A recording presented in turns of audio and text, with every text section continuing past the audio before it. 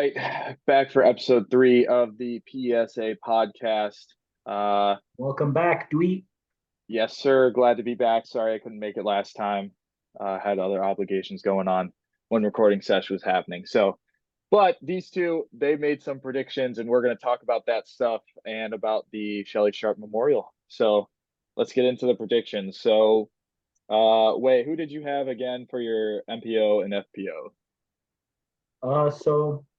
MPO, my top three, I was looking at Drew Gibson winning it, Aaron Gossage at second, and Anthony Barella at third. And then in the FPO, I had Jennifer Allen taking it all, but both those predictions weren't necessarily the best. But I mean, I had AB at least in the top three, right? And Drew Gibson finished third, so I mean, wasn't a total loss, but I mean, it wasn't the hardest tournament to pick just because the fields weren't too strong. So I mean, it's not rocket science to figure it out. But Biddy, you go ahead, man. Who'd you have? Yeah, I also had Drew Gibson at the top, and then I had AB second and Goss third. Um, Gossage kind of underperformed, I thought, this weekend. I don't even where did he even finish? He was like he Here, was I'll he was tell down I'll pretty he tell was you. down pretty far. Goose finished ninth, tied with Andrew Oh yeah, Philomohala, however you pronounce his last name. I don't know, but I guess they it's a tied top 10. they tied and at Castro. 12 under, and yeah, and Castro tied him too. Yep. You Yeah, bet. That's Castro fun. came back strong. Yeah, so I was actually popped out day one. Was able to watch Drew, uh, Gossage, and AB. Unfortunately, Marweed had to DNF after hole eight because he was having pretty bad back spasms. I mean, he was looking horrible out there. Not just playing wise, but he was just wincing and grimacing after every shot. It was hard to watch. I'm glad he made the executive decision to pull out. But man, I tell you what, Drew and AB were lighting it up day one. They both went nine under. Were kind of going like switching off holes, which they were birdieing, and so that was kind of cool to watch. Couple bad breaks for each of them. Not probably a couple shots that they wish they had back on some of the easier holes. Like for example, like Drew, the easiest hole in the course through a glitch, freaking 20 feet short of the OB line, and was just super upset about it because that's a shot he's thrown thousands of times. So and then day two he had a really tough outing. I think he either went like +1 or +2, something like that. Just couldn't get it done out there. But then he had a pretty hot round three at -11, so that was good to see him kind of bounce back and at least try to fight for it. And he actually got third place. So I mean, I'm proud of him for that. It doesn't make me feel too bad about putting him at the one spot like I predicted him to be. But I think that's a good showing for him for sure. Yeah, just going back to that round two for him. I mean, if he doesn't have, I think he was +2. If he doesn't have that round, he probably wins by 4 or 5 shots. Yeah, yeah, So exactly. like, And once and you again, could yeah, go ahead. I was just gonna say you could. I watched the second round YouTube video today from Terry Miller, and Mhm. dude, his putter was just not on. I mean, Yeah, he was missing circle one putts. I mean, he had another nasty chain out too on the putting green, but it's just how it goes sometimes in disc golf. And I mean, obviously, you saw that he bounced back in round three. That should be posted today. It might have been posted today. I yeah. haven't I think watched it yet. it was posted this morning. I was gonna mention, AB man, he was what, four strokes, something like that, Yeah, he was leading fourth. round three, Yep. going into round three, and once again, Parker Welk took down Vista like he did last month at the Big Arm Challenge, and that was something that I not necessarily saw coming, but I mean, it would have probably been the smart decision to at least put him in the top three, and that's something that Biddy and I failed to do, unfortunately. But Yeah.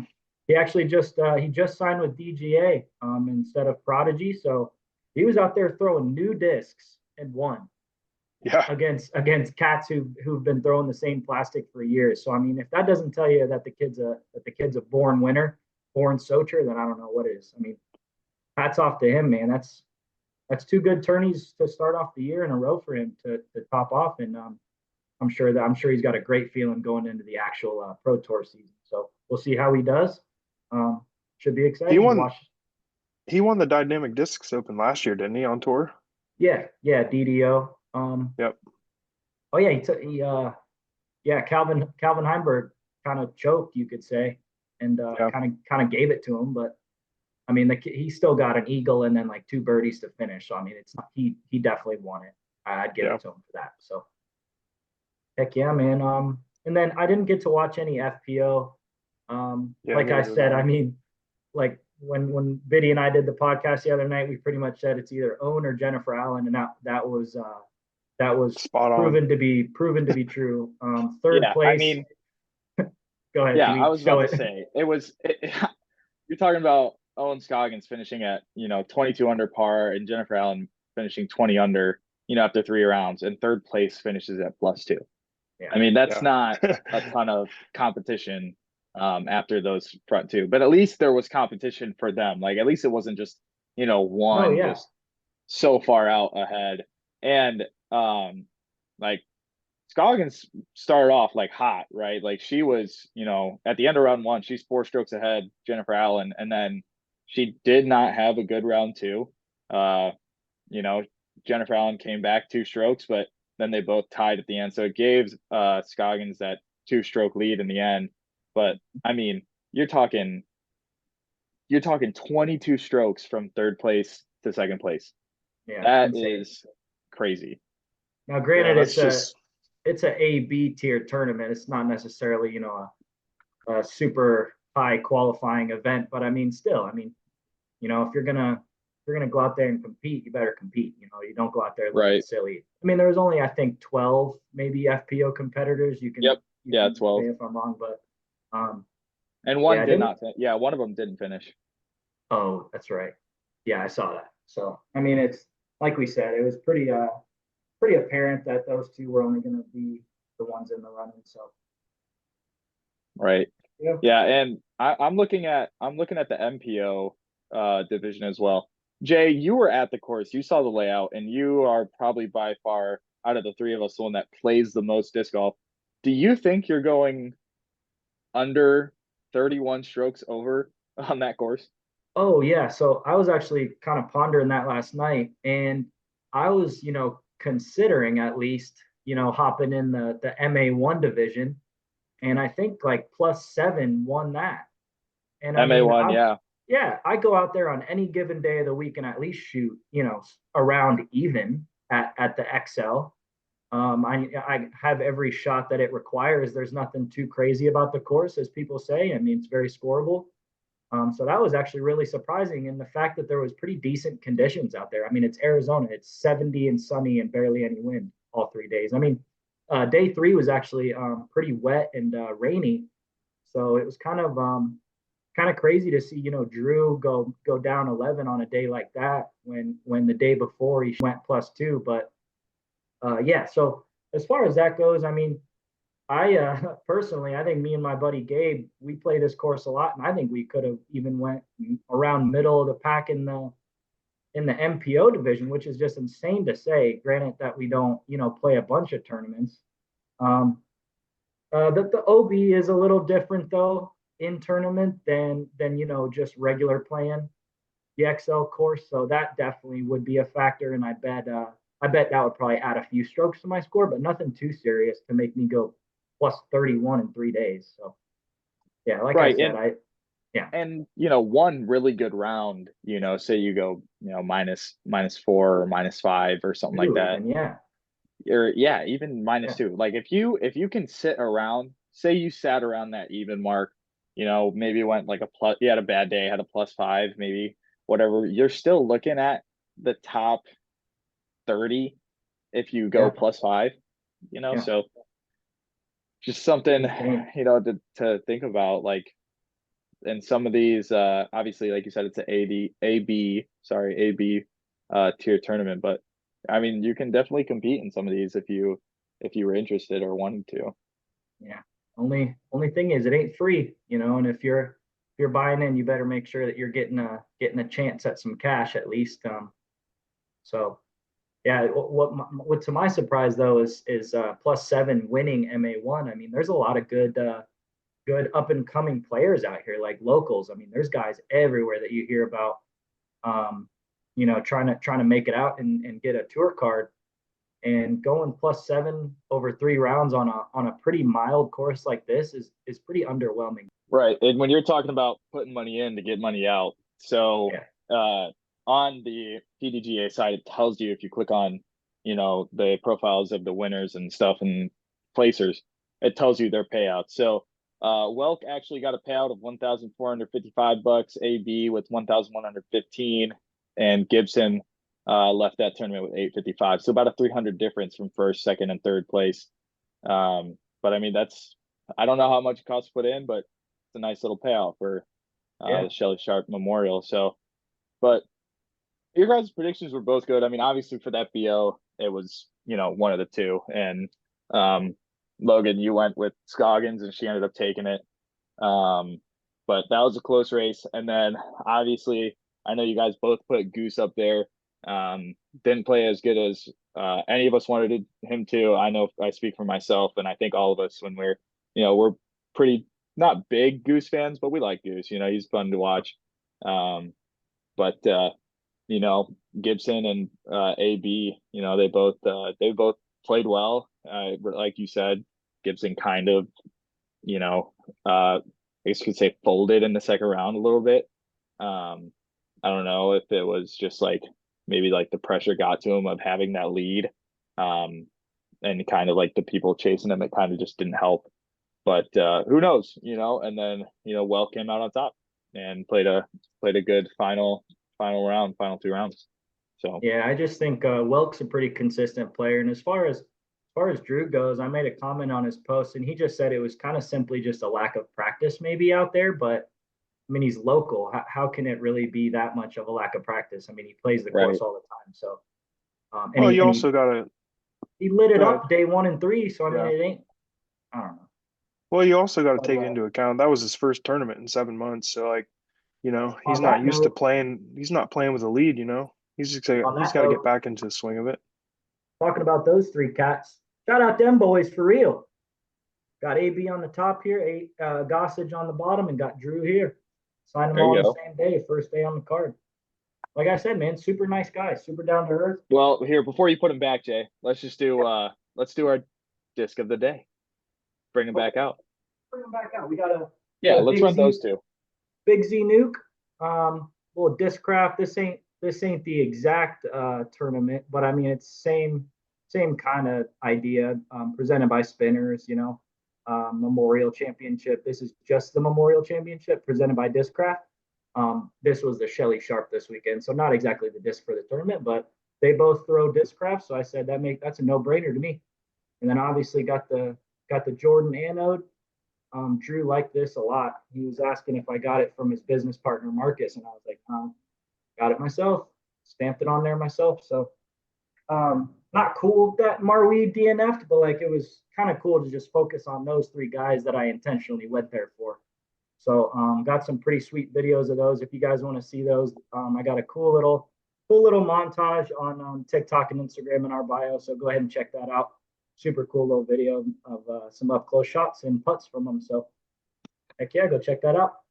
There we go. Got anything else to say about the tourney, Biddy? Now that you've kind of watched some rounds, I only watched round 1 so far, but I mean, yeah, I watched round. Well, we watched it together, kind of. Yeah. And I was there, but yeah. Well, and and if you watch round 1, you'll see Way in the background on what was that hole 8? Hole 8, yeah. Yep. I don't know. Just really what I took away from it was. Yep. Just really what I took away from it, like we picked Gossage and we had high hopes for him, but it's just like even dating back to last year, like at the end of the year, like he's just been in a putting slump, and like you could see it in round 1 because he was on the card in round 1. It just doesn't seem like he's comfortable putting right now. I don't know if he's going through a change or something, but he's got to get that figured out for the Pro Tour, because if not, he's just going to get left behind this year, because there's so much up and coming talent and people are moving around, and this might be one of the most interesting years of disc golf that we've ever had. So I'm pretty excited about that. But I hope he gets it figured out for this year, because I do like him. Yeah, his putts did look really squirrely out there, just kind of coming out really wobbly. Like I know some people kind of have that wobbly putt by nature, like Chris Dickerson, and there's a couple others that are kind of spacing my mind. But Yeah, his is just all over the place, low, left, high, right. Hard to hard to watch sometimes, but I mean he's got all the arm talent in the world. If he can just figure out that putt, he's going to be off well. And like you said, there's a lot of up and coming talent, a lot of young guys, and also a lot of people switching brands. We're going to see a lot of people throwing new plastic this year. Nicholas Antilla just signed with Discmania today. Got the news from Biddy on that as it happened. So that's kind of good to see. Discmania's got a pretty solid team again. Now that they let go of Eagle, they got some young firepower in there. So that team's gonna be excited to watch. And obviously, our boys over at MVP are gonna be pretty juiced up this year, so that'll be even more fun to watch. I got something to say. They're doing great things. You know how we talked about what are we going to call Eagle and Simon? What's their new nickname? What do we think about the Crease Boys? I think I like that. You know what else I like? That I actually saw someone say, but the Jai Bros. That's not bad. That's pretty good. That's not I think bad. I think that's the one that makes kind of like the most sense and like it's not really trying too hard, but it's also No. using what they have. Yeah, it's a good play on the gyro. Yeah. I like it.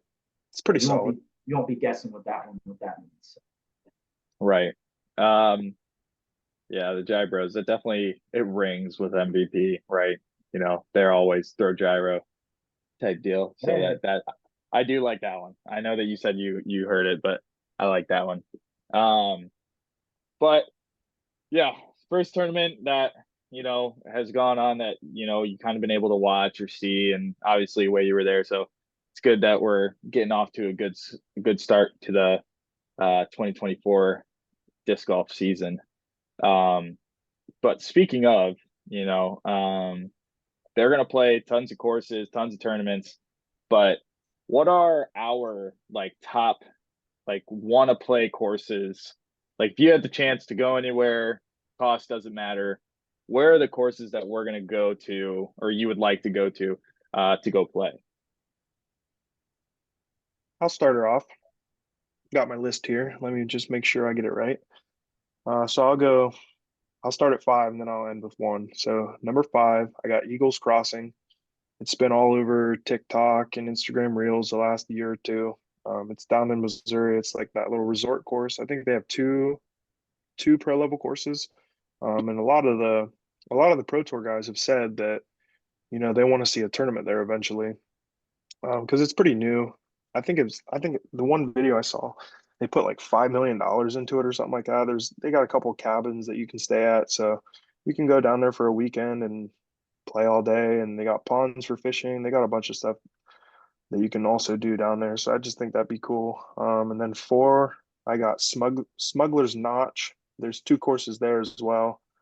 Is that where they played Worlds last year? Does I anybody know? believe so.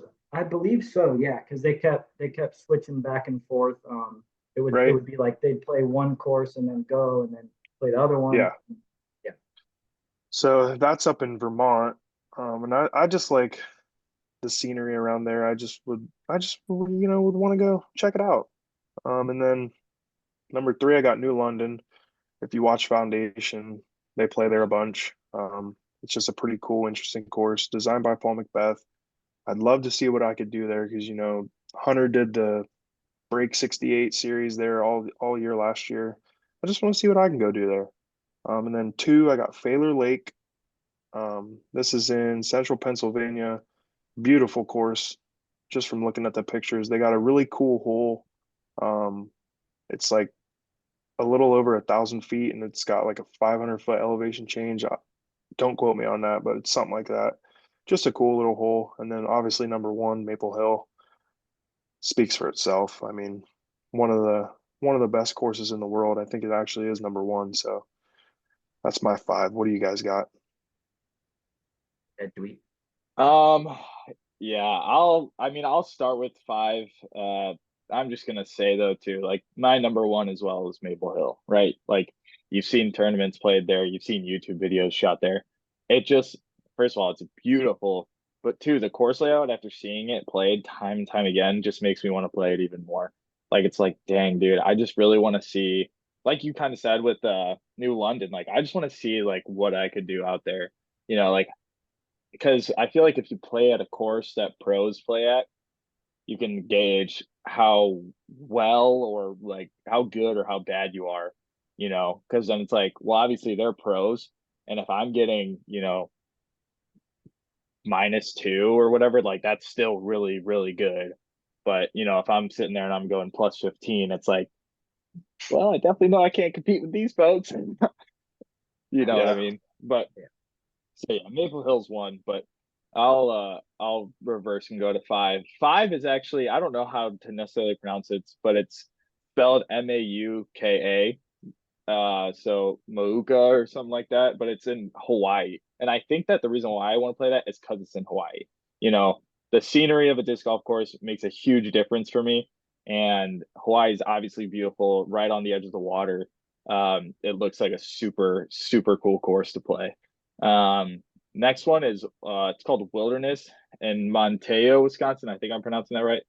But the gold tees, we have a lot of like wooded courses around us, not a lot of open courses, but this course, the gold tees, I love like long par fives, par fours.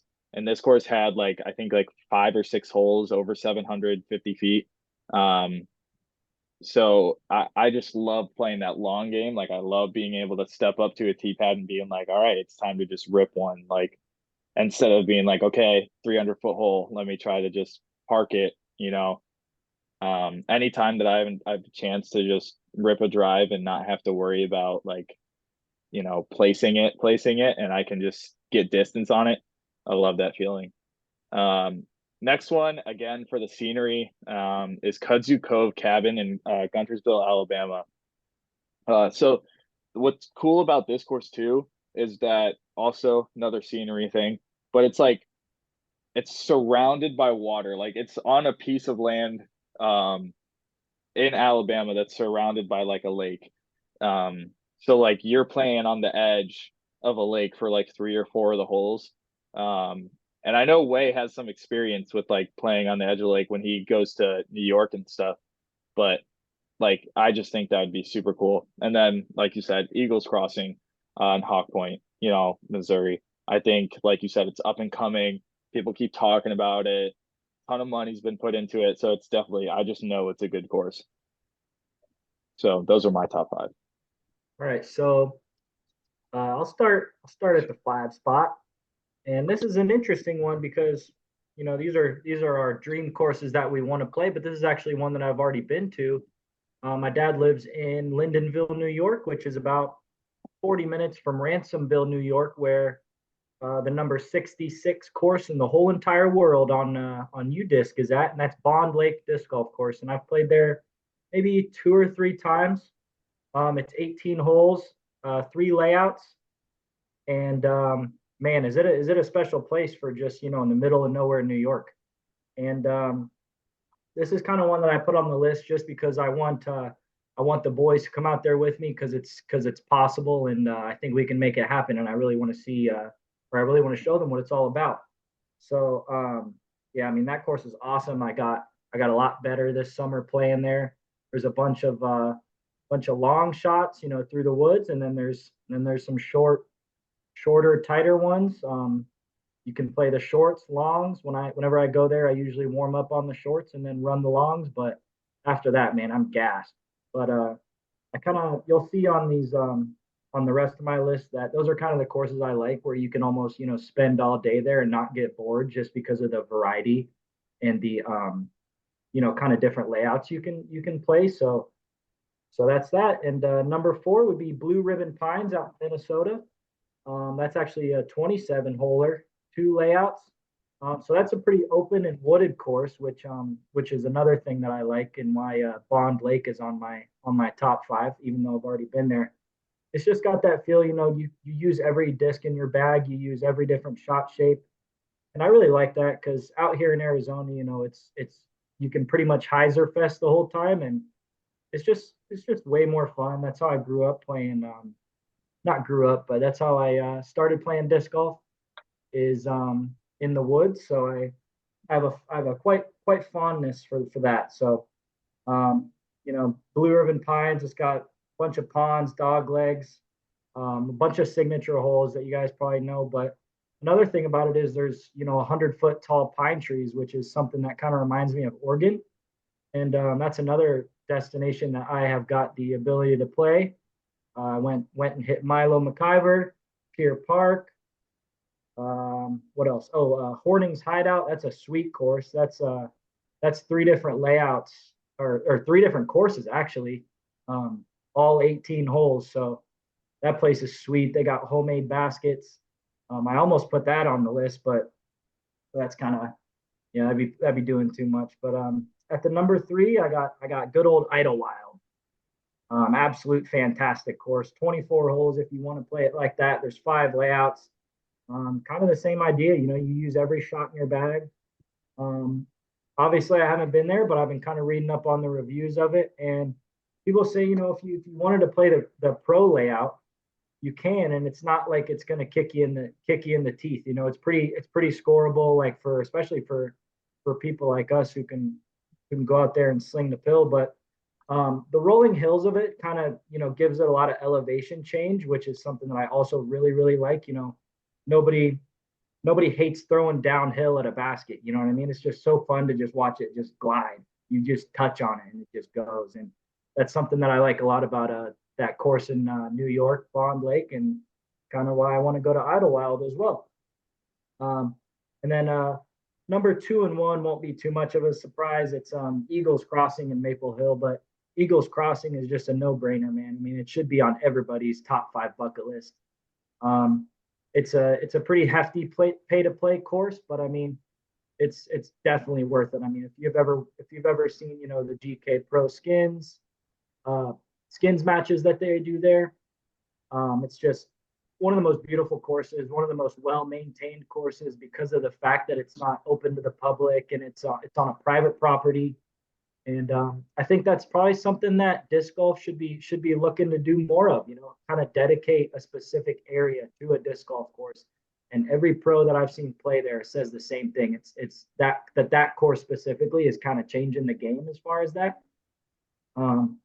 Because as you see in regular golf, there's golf courses. It's not like people can just walk through the golf course like they do at Vista and just completely just get in the way of everything you're trying to do out there. So that's 18 holes, 3 layouts as well. I think that'd be a super awesome one to go to. And then obviously Maple Hill, home of the MVP Open, Simon Lazat's home course, one of my favorite players.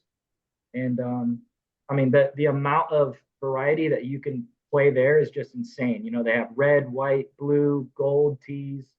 Gold tees are obviously the pro layout that they do on the tour.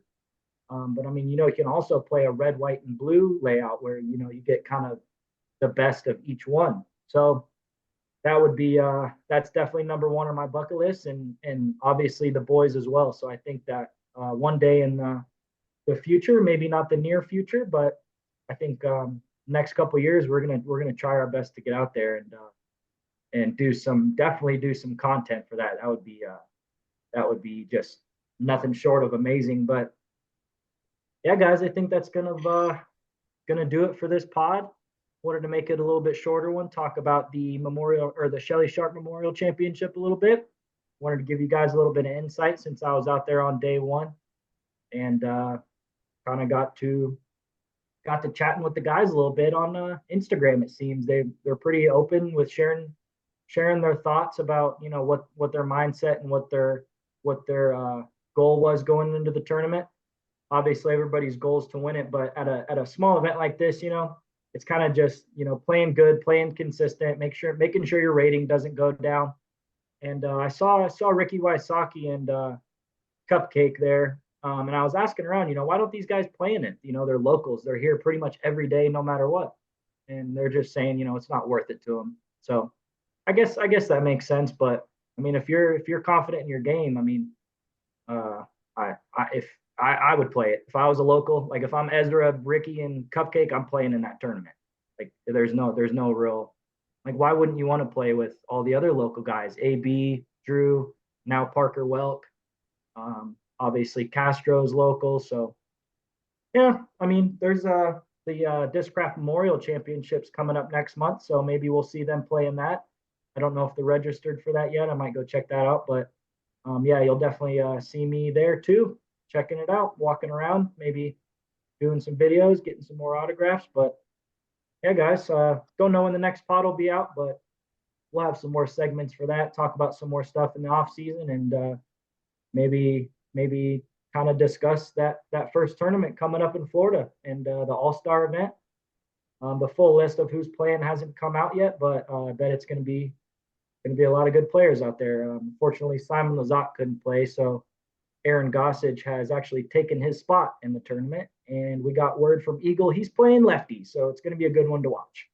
So, yeah, that's it for me. You guys, got any closing words? Biddy, take it away. I'm good. I think you hit the nail on the head there. I mean, we got a couple, maybe a little segment next pod. I don't know when it's going to be. We're going to all design our own course, what we like to play. That might be something you guys are interested in. But other than that, I mean, we're getting close to the start of the season. I'm getting excited. I mean, there's really nothing else to say. Just can't wait to see new guys throwing new plastic, the up and comers. I mean, I think this is going to be probably the best year of disc golf that we've ever seen. And just excited to see where, the game of disc golf goes. So You bet, bud. Also, I think next podcast we will be releasing not only the course that we would like to lay out, but our top 5 going into this season. Not only our top 5 favorites, but who we think will come out as MVP. And I just gotta say, throw in there real quick that last year, believe me or not, these boys know the truth. My number 1 at the beginning of last year was who? The Calvin Heimberg. Heimberg. Calvin Heimberg. He was my favorite going into last year and MVP. So, Yeah, but we could do a little thing where we kind of think about, what top 5 players we think are going to get the most points in the season. And yeah, obviously, I think Calvin Heimberg had the most points, right? And that was kind of like the tip of the hat to kind of give him the MVP of the year. yeah. So we'll see who's got it this year, man. I'm sure Dweet's gonna stay with that same idea, ain't you?